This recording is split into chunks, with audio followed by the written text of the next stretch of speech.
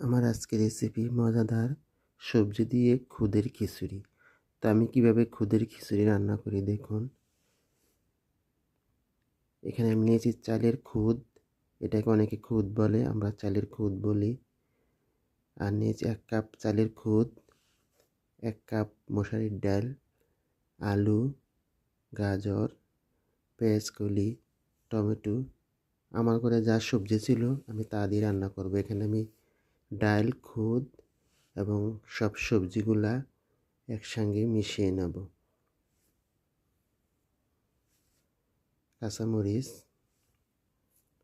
আদা রসুন বাটা, পরিমাণ মতো হলুদ, মরিচ, লবণ। এখন আমি পরিমাণ মতন পানি দিয়ে ঢাকনা দিয়ে ঢেকে সিদ্ধ হওয়া পর্যন্ত অপেক্ষা করব। তো আমার খুদের খিচুড়ি এবং সবজি সব সিদ্ধ হয়ে গেছে। তো এভাবে খুদের রেসিপিটা আপনারা একবার হলে রান্না করবেন। এখন আমি ধনিয়া পাতা দিয়ে দিলাম। ধনিয়া পাতা দেওয়ার পর এখানে আমি গরম মশলার গুঁড়া দিলাম।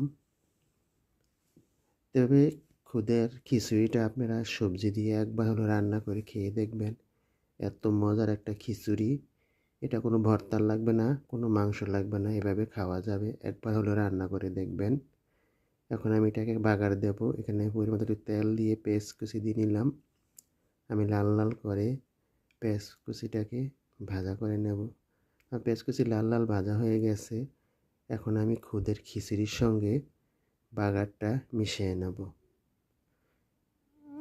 এই খুদের খিচুড়িটা একবার হলো আপনারা রান্না করবেন। এখন শীতের অনেক সবজি পাওয়া যায়, এটা সবজি দিয়ে রান্না করবেন। এতে কোনো মাংস বা কোনো ভর্তার প্রয়োজন নেই, এটা খালি খাওয়া যাবে। তো আবার খুদের খিচুড়ি রান্নাটা কেমন হলো আপনারা বলবেন। যদি ভালো লাগে অবশ্যই আমার ভিডিওতে লাইক, শেয়ার, কমেন্ট করবেন। সবাইকে অসংখ্য ধন্যবাদ।